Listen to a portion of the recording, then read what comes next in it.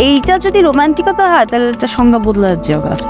ভাইরে ভাই, আরশ খানের নাটকের একটা পোস্টার দেখার পর আমি রীতিমতো অবাক হয়ে গেলাম যে এতটা কি নাটক না সিনেমা। বাপরে বাপ, নাটক এই পোস্টার দেখার পর অবাক। হাতে এক বিশাল এক কুড়াল, এলোমেলো চুল, যা দেখার মতন ছিল। অসাধারণ একটা পোস্টার ছিল। আমার মনে হয় যে এটা একটা অ্যাকশন, যে কোনো একটা থ্রিলার হইতে যাইতেছে, যা অবাক করার মতন অস্থির।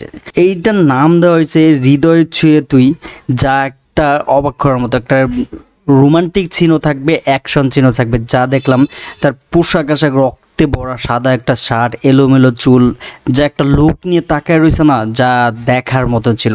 অসাধারণ। আর ইদানিং আরশ খানের নাটকগুলা কিন্তু বেশ পাওয়ারফুল হয় আর বেশ সুন্দর হয়। আর রোমান্টিক বলতে অন্যরকম লেভেলে যায়, কিন্তু অনেক চেষ্টা করে যে আরও অ্যাক্টিভ করার জন্য, কিন্তু ওরকম না হলেও কিন্তু আমার কাছে বেশ ভালো লাগে। কিন্তু তা আপনারা চাইলে এই নাটকটা আসলে অবশ্যই দেখতে পারবেন। আর সবাই আমার চ্যানেলটা সাবস্ক্রাইব করে রাখবেন, কারণ নাটকটা আসার সাথে সাথে আমি আপনাদেরকে আপডেট জানিয়ে দেব।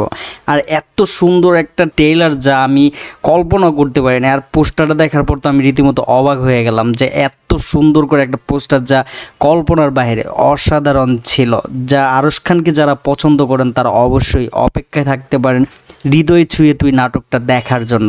এটা অ্যাকশান, তারপর রোমান্টিক, সব কিছু মিলে অসাধারণ একটা নাটক আসতে চলেছে খুব শীঘ্রই আপনাদের সামনে। সবাই আমার চ্যানেলটা ফলো দিয়ে রাখবেন, কারণ রীতিমতো আপনার এই নাটকটা দেখার জন্য। সবাই ভালো থাকবেন। আল্লাহ হাফেজ।